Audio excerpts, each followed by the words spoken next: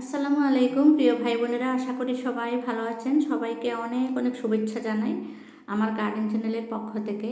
আমার লঙ্কা গাছটা দেখুন কত হেলদি হয়েছে, আর মাশাল্লাহ অনেক ফুলও এসেছে। গাছটা একদম রোগাক্রান্ত ছিল। আমার গাছগুলোতে ছত্রাকের আক্রমণ ভীষণভাবে হয়েছিল আমার প্রত্যেকটা মরিচের গাছে। তারপরে আমি চেষ্টা করে করে এই পর্যায়ে এনেছি।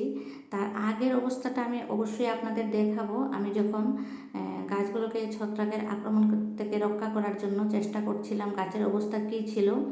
আর বর্তমানে দেখুন কত সুন্দর হয়ে গেছে, একদম হেলদি হয়েছে, ফুল এসেছে।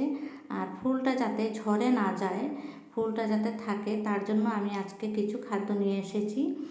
খাদ্যগুলো হচ্ছে কিছু ডিমের খোসা ঝুরঝুরে করে ভেঙে নিয়ে এসেছি, সাথে নিয়েছি চায়ের পাতা। ডিমের খোসাগুলো জমা করে রেখেছিলাম, তারপরে এগুলোকে ভেঙে একদম ঝুরঝুরে করে, আর তার সাথে কিছু চায়ের পাতা নিয়ে এসেছি। চায়ের পাতাতে রয়েছে প্রচুর পরিমাণ নাইট্রোজেন, আর ডিমের খোসাতে রয়েছে ক্যালসিয়াম। নাইট্রোজেন আর ক্যালসিয়ামের উপাদান আমি একসাথেই গাছে দিচ্ছি। এই সময়টায় আমার গাছের খুবই প্রয়োজন এগুলোর। ফুলগুলো যাতে ঝরে না যায়, ফল বেশি হয়, প্রচুর পরিমাণে মরিচ হবে। আশা করি আমার গাছগুলোতে ফলন ভালো হবে আমার চেষ্টা করার পরে। দেখুন এই গাছটা কত রোগাক্রান্ত। এই গাছটাতে আমি এরকম চেষ্টা করেছি, যখন আমার সমস্ত গাছগুলো ছত্রাকের আক্রমণে একদম অবস্থা কাহিল ছিল, তখন আমি এই ভিডিওটা করেছিলাম। এই যে দেখুন, এগুলো আমি দিয়েছিলাম ডিমের খোসা আর চায়ের পাতা।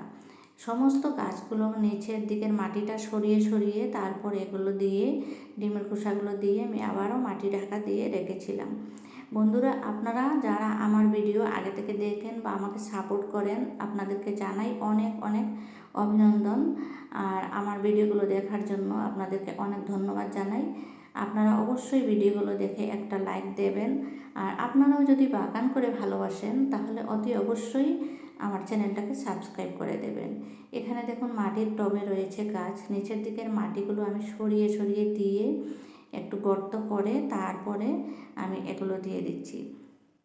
এভাবে আমি সমস্ত আমার মরিচ গাছগুলোর যত্ন করে এখন এই পর্যায়ে এসেছে। দেখুন কত সুন্দর চেহারা হয়েছে। মোটামুটি প্রায় সব গাছেই ফুল আসা আরম্ভ হয়ে গেছে। আর কিছু কিছু গাছে একদম পাতা নেই বললেই চলে, কারণ আমি পাতাগুলোকে একদম ছাঁটাই করে দিয়েছি। যখন পাতাগুলো রোগাক্রান্ত হয়ে গেছে, পাতাগুলো তো রেখে কোনো লাভ নাই। দেখুন একদম পাতা নাই বললেই চলে। কিছু গাছের পাতা একদম কেটে কেটে ফেলে দিয়ে তারপরে এভাবে যত্ন করেছি। আপনারা যদি লঙ্কা গাছ করে থাকেন তাহলে এইভাবে যত্ন নিতে পারেন। আর আমার আজকের ভিডিওটা যদি ভালো লেগে থাকে, সবাইকে রিকোয়েস্ট করে বলছি একটা লাইক অন্তত দিয়ে যাবেন। আর এইভাবে মরিচ গাছের যত্ন নিন। আমি শীতের মরিচের চারা আবারও করেছি, আবার লাগাবো। Happy gardening.